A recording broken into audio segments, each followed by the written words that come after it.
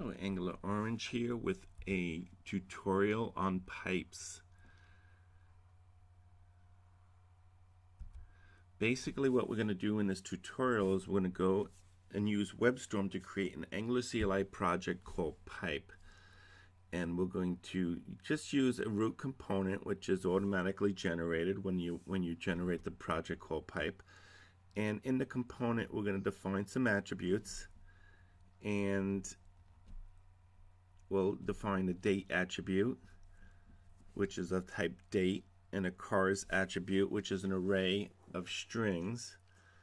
We'll have a pi, which is a number, an e, which is a number, and an amount, which is a number.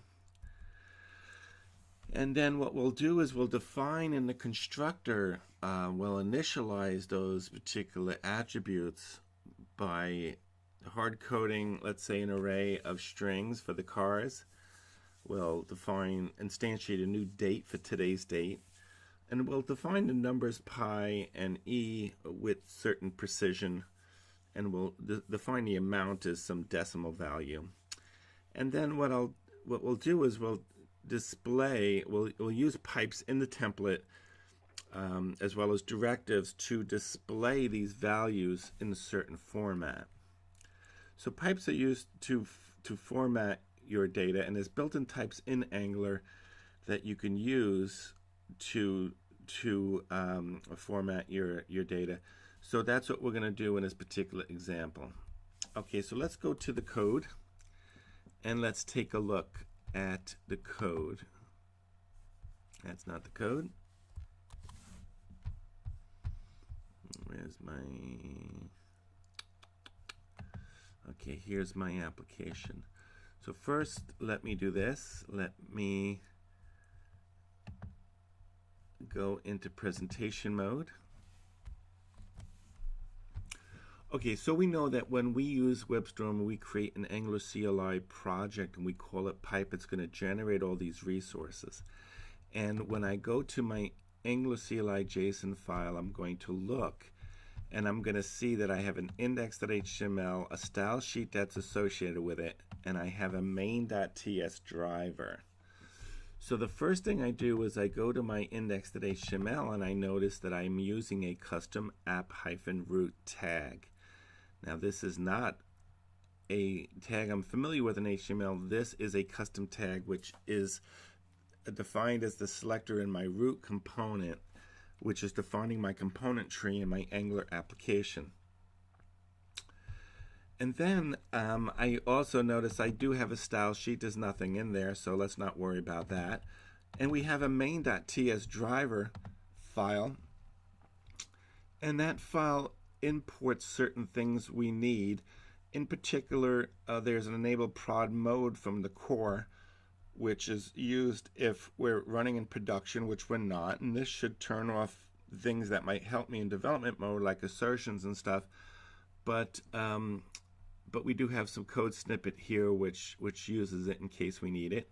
And there's a platform browser dynamic package where we import the platform browser dynamic, which is used to bootstrap my app module. My app module is my custom module. That it's a class which I've defined in a file to define my module for my application. So let's go to that to see what we're talking about. And this is where it is. It's under app. So we go into app. We look at the app module, which is here. Now, in this particular example, it's very simple. I'm just using pipes. I put all my resources in one app directory. But if I have components and services and everything else like that, I should use directories and organize it properly. So let's take a look at the app module. The app module looks like this, and it imports a browser module which is used to support any browser functionality in my Angular application, and it imports an ng module, a pipe, and a pipe transform from Angular core, and it imports an app component, which is my root component of my application. So the first thing I notice is that my module is using the ng module annotation, It has declarations which point to my custom components. One of them is the app component, and down here it's getting bootstrapped, so that's my root component. The other one is a round pipe, which is a pipe that I'm defining up here in my application. It's a custom pipe. It rounds my number using the math round, and my name is called round, so I could pipe into round.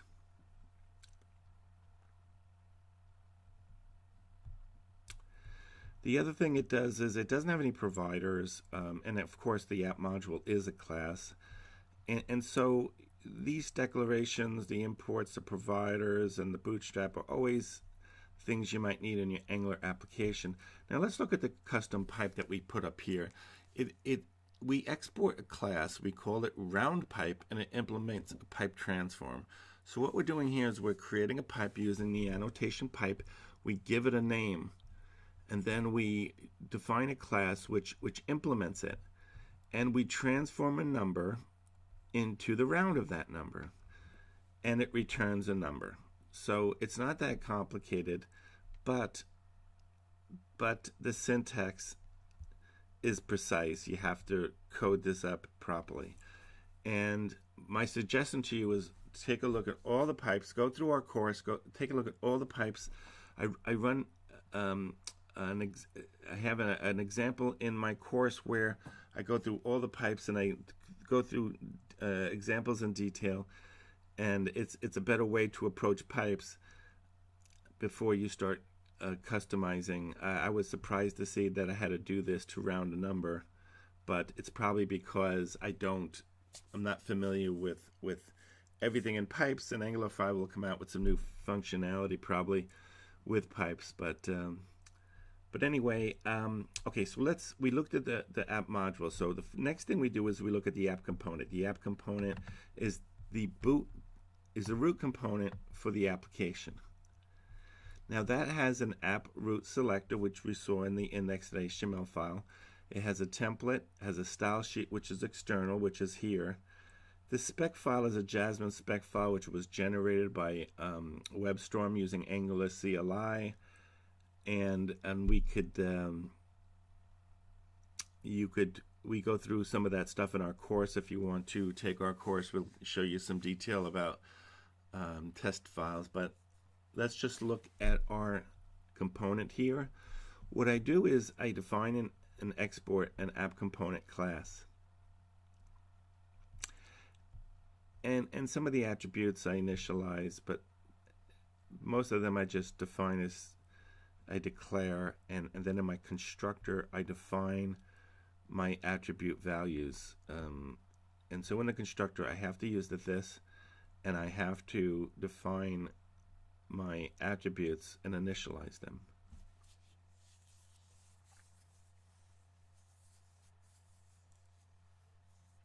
Okay, so now I know that my app component really has these attributes, and my constructor is initializing the state for them. Now let's look at the template to see what the template is doing. Okay, so now I have a template here, and notice my style sheet doesn't have anything in it, so let's not worry about that. The template basically has an H1 tag, and I define some text in the H1 tag, and I basically use the double curly bracket directive to render the values of the attribute in the backing object, let's say, and first I render the title, and then I pipe it into an uppercase, then I pipe it into a lowercase. I take the cars object, cars array, let's say, and I pipe it into JSON pipe, and then I have an amount. I define an amount, I pipe it into %, and then I format it. And then I have pi, I pipe it into a number and I format it. Then I look at E and I just pipe it into a number.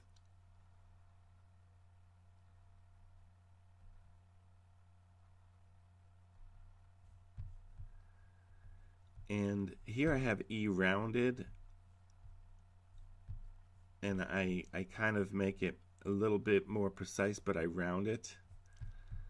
And this is the date format, and I say today's date, and I pipe it into date, and I define the format. So it's a very simple example using pipes, but it does give you an idea of what you can do with pipes and how you can have certain numbers internally and represent them and display them with certain precision, etc. So let's take a look at the output. Okay, so here's my original title. This app is built using Angular 4. Uppercase title. This app is built using Angular 4. Lowercase title. This app is built using Angular 4. So notice the A was lowercase, the T was lowercase. And then I have a cars array, and I pipe it into a JSON pipe, and it shows me the array, which is a very convenient function. I had a 0.34 attribute, and I displayed the percent. Let's go back and take a look and see what I had in the code. Okay, so let's see what I had in the code was 0.34578.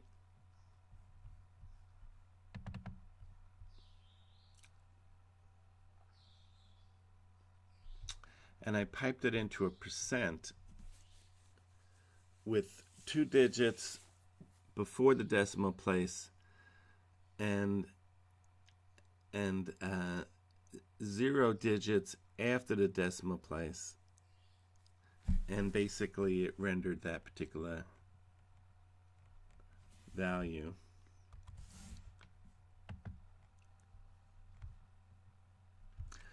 Now pi, I wanted to just truncate, so let's see what syntax we use for pi.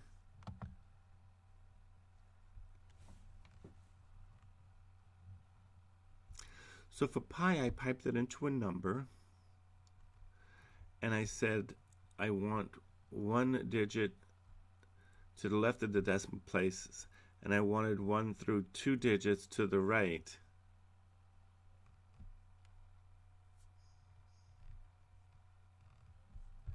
Now, if you look at E is 2.71828. And when you look at the first thing I do is I pipe it into a number. And what did I see?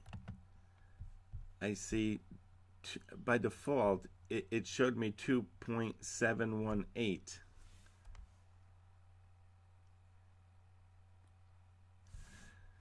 And the next value was rounded. So this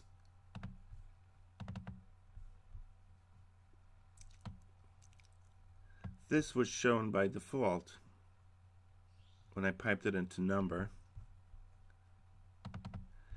And then when I say that I want it 1 through 2,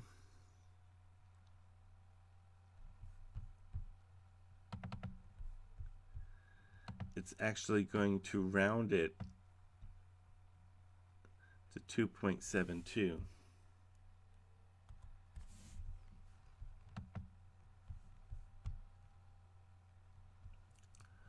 Okay, then I displayed today's date, and this is the way it displayed.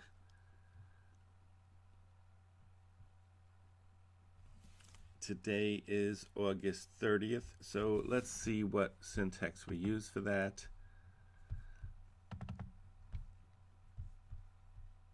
I put the day, the month, and the year, and so that's basically what we've seen. So notice I don't really show anything. I don't have any styles here. Let's suppose I did this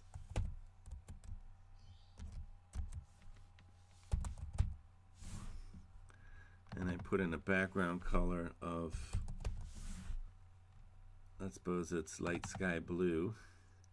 Then I went into the component and I put, I'm going to put a div.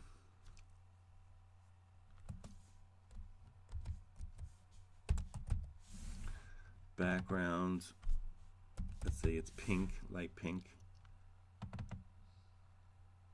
And let's go into the component. First of all, let's see what happened already with the rendering of the output. Okay, everything is light blue. Let's go into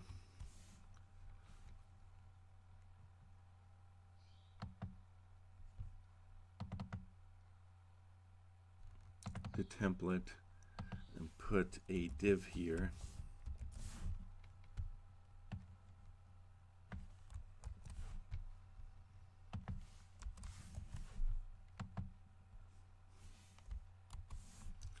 Notice my code recompiles down here, and so now I've colored my root component pink, and the blue is the index.html style. Okay, so that's all I really wanted to show in this particular tutorial. Like I said, with our course, we go into great detail with the different formats and the meaning of a lot of different pipes. So thanks for joining us, and please join our course if you're interested.